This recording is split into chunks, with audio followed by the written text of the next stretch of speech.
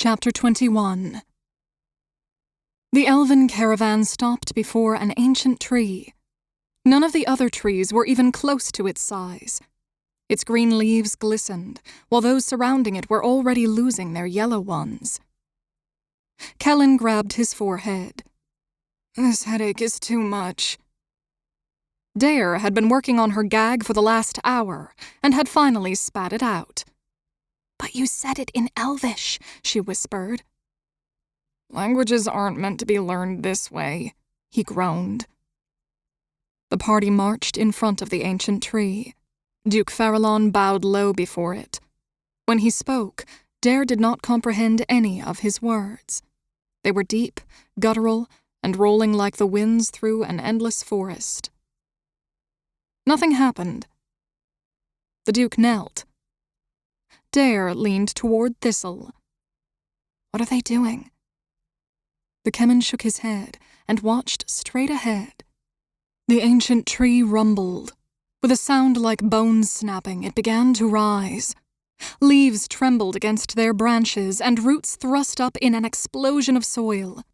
The tree twisted and rose until it appeared to be perching on its thinnest roots. "It's on its tiptoes," Dare murmured. "Would you look at that?"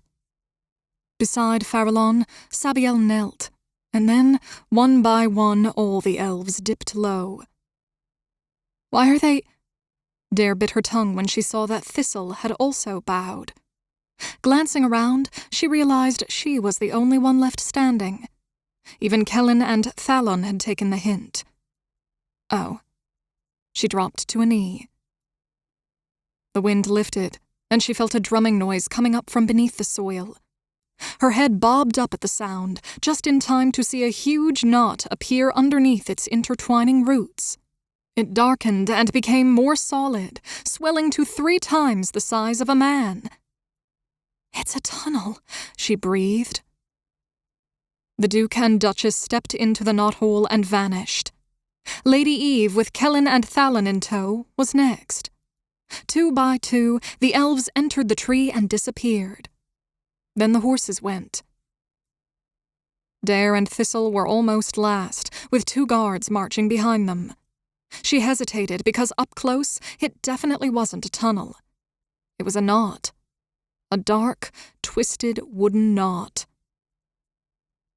Thistle stepped into the tree and vanished. Dare stuck 1 toe forward and watched it pass through the wood with the resistance of smoke. She closed her eyes and hopped ahead. When she opened them, she expected to learn what the inside of a tree was like. At the very least, she wanted to witness a large earthen tunnel with gnarled roots swinging to and fro overhead. But, with the pressure of a stiff breeze, she was blinking at the sky. It was a much deeper blue here. She gasped and then inhaled again. And again. It was hard to breathe. The air was cold.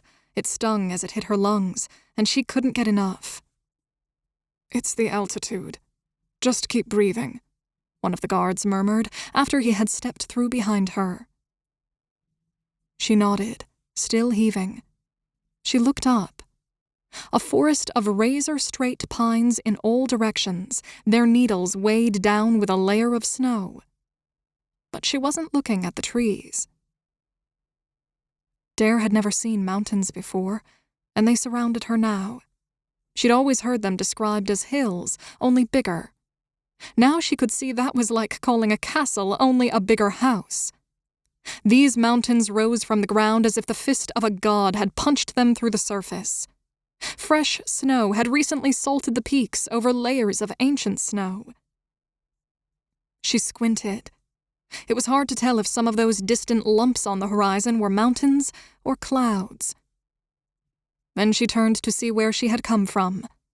There was a towering pine in the center of a ring of smaller trees. It was twisting as it sank into the rocky soil.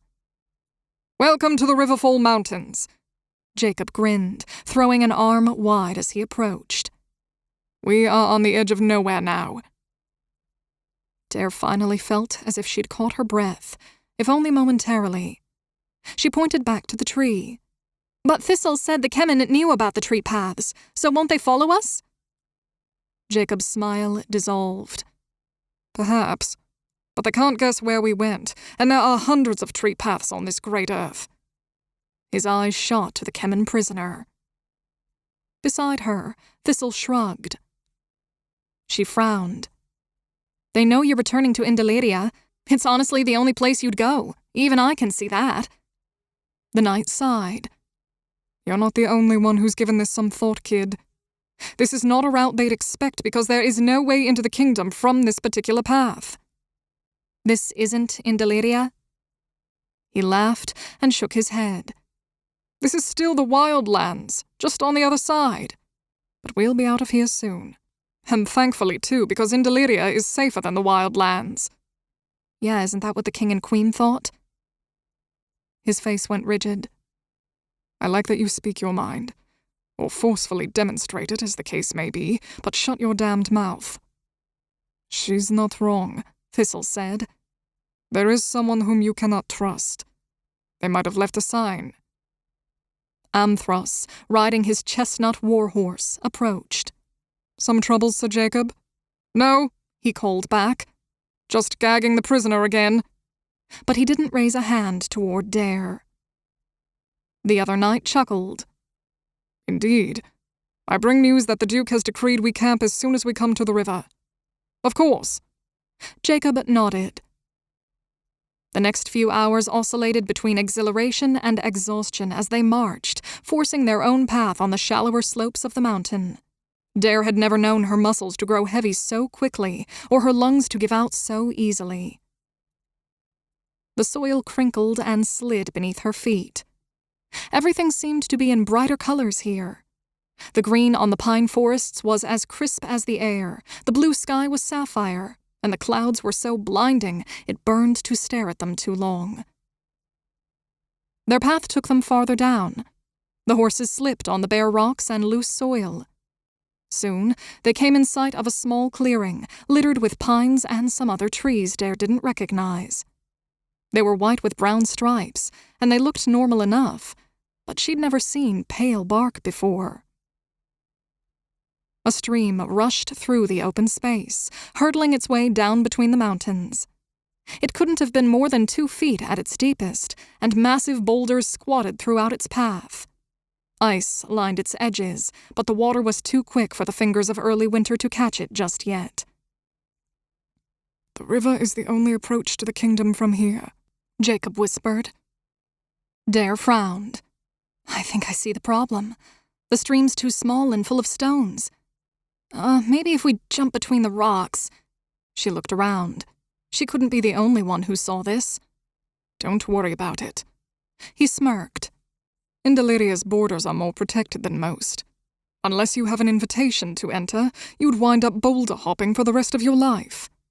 Yeah, Laurel had mentioned something about that. She wondered how the Kelin broke through to murder the king and queen.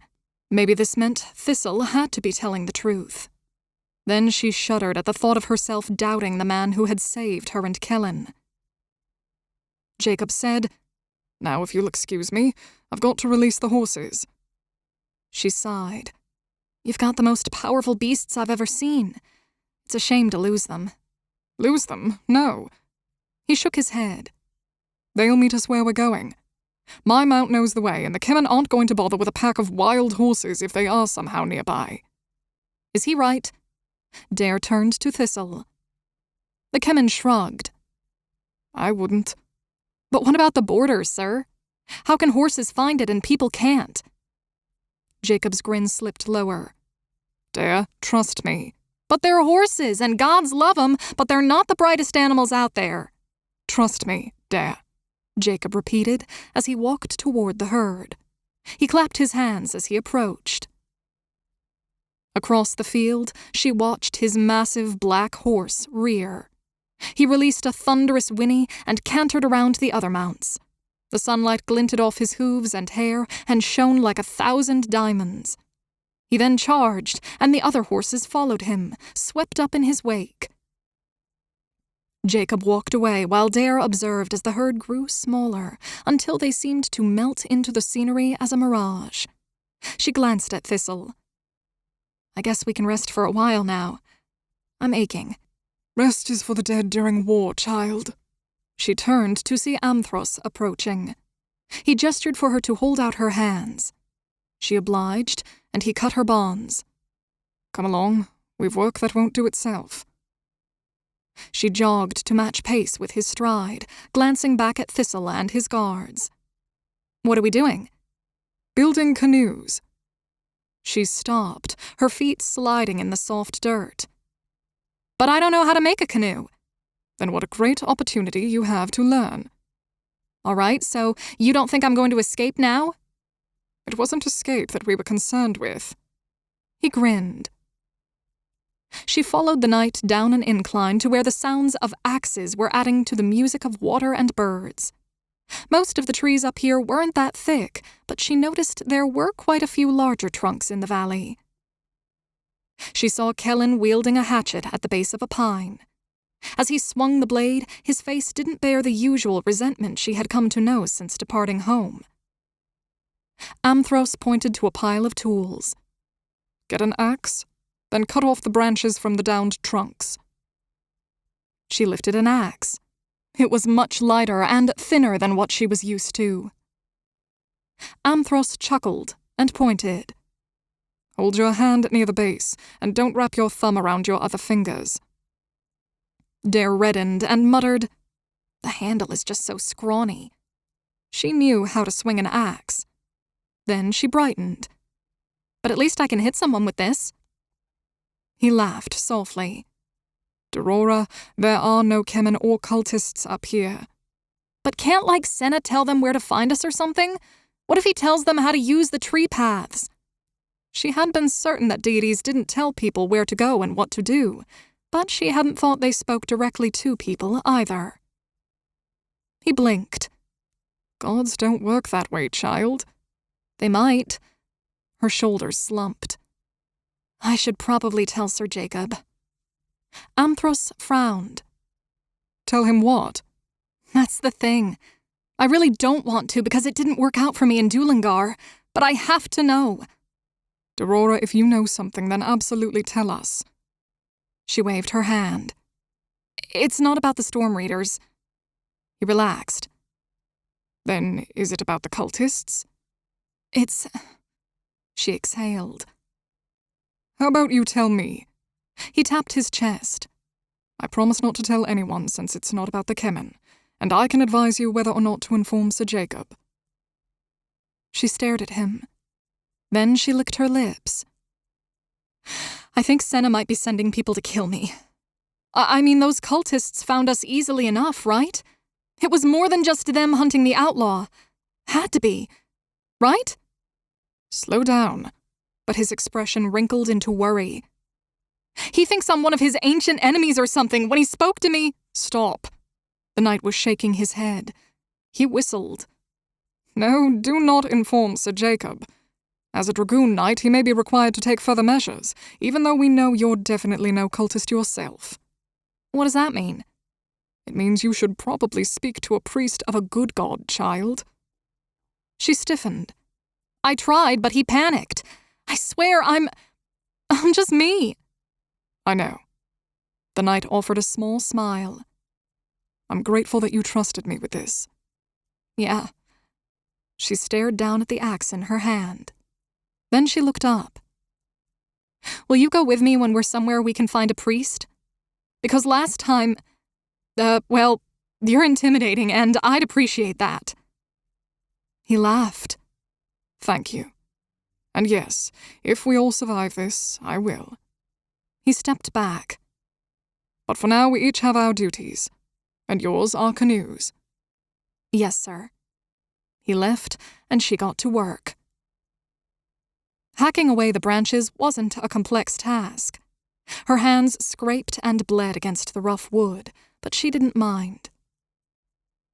All around her, the elves were turning trunks into log shapes, which were then whittled down into even finer forms. They seemed master craftsmen, quickly transforming the hulks of timber into sleek canoes that were much narrower than any Dare had ever seen in Riversbridge. They were also transforming some of the larger branches into short paddles. When her arms could no longer support their own weight, she wandered down to the stream. No one stopped her as she slipped between the boulders to reach the water. She knelt and dipped her hands into the freezing current. Its taste was music to her tongue and contained none of the dirt or other sediments she was used to in a drink from a river. It also surpassed any ale, cider, or wine she had ever tried. She blinked. This was just water. She sat back on her heels while it continued to cool and soothe. Farther up the stream, she heard voices. They carried on as if she wasn't there. Then again, she wasn't sure if they had seen her between the rocks. A male voice pleaded, "Have you heard news of the Windgates? My sister—" Silence. A second male voice answered, "I have." For a few moments there was only the sound of the water rushing down the mountains, beginning its journey of thousands of miles. "You may not wish to know." "I do, but I am afraid." "You should be." "But I must." Dare heard splashing upstream as the voices quieted. She popped her head up, but the boulders obscured her sight, and she couldn't find the speakers. She gasped as the water in front of her glowed golden. Stretched pictures like small paintings floated past her. More followed, the images elongating and disintegrating into the current. She dipped her hand to catch the next picture as it passed and felt herself being dragged into the water. She dug her heels into the bank and heaved backward, but it was too late. She opened her eyes to discover herself staring up at a massive pair of blue-white barred gates. They were in the shape of wings, and a white wall extended out from either side of them as far as she could see. She could see enough over the wall that thunderheads threw lightning and tornadoes howled and smashed against the gates. But they held, and the breeze on this side was a passing kiss on the air. She whirled around when she heard a scream. An elven woman, fair and slender, fell to the ground with a Kelin on her heels. Dare charged the Kelin, bringing up her small axe. The Storm Reader didn't even look at her, and she heaved it down into his skull, where it slid right through his head. Her hand, and the blade, had gone through him with no impact. She scrambled to regain her balance. "What the hell?" she thought, spinning as the Kelin brought his sword down through the elf's chest. The horror as she died seared itself into Dare's memory. She swung the axe, and again it passed through the Kelin's body like a ghost. She heaved it for another try with the same result. Meanwhile, the Storm Reader turned and sprinted toward the town in front of them. Dare rubbed her eyes as she ran. The white stone of the gates constructed the settlement below. It appeared as a city in the clouds, with its towers and spires. But smoke was rising all over the town. The Kelin had overrun it. Elves bolted in all directions. None of them were in armor or had swords. She chased the first Kelin through the gate, but the heat of the flames forced her to cover her face and run deeper into the avenues. A running elf passed right through her as he fled several Storm Readers. She stepped around bloodied and broken bodies, feeling the heat from their skins. But she couldn't touch them. She ventured down an avenue, passing a tavern with a tree in its center, spreading its branches and leaves out to create a roof. It must have once been beautiful, but now it was burning. More corpses littered the place. Half-eaten meals rested on tables. She clenched a fist. She could do nothing but watch. By what she had heard by the stream, this had already happened. She still swung the axe through several more Storm Readers. It didn't do anything, but it made her feel better.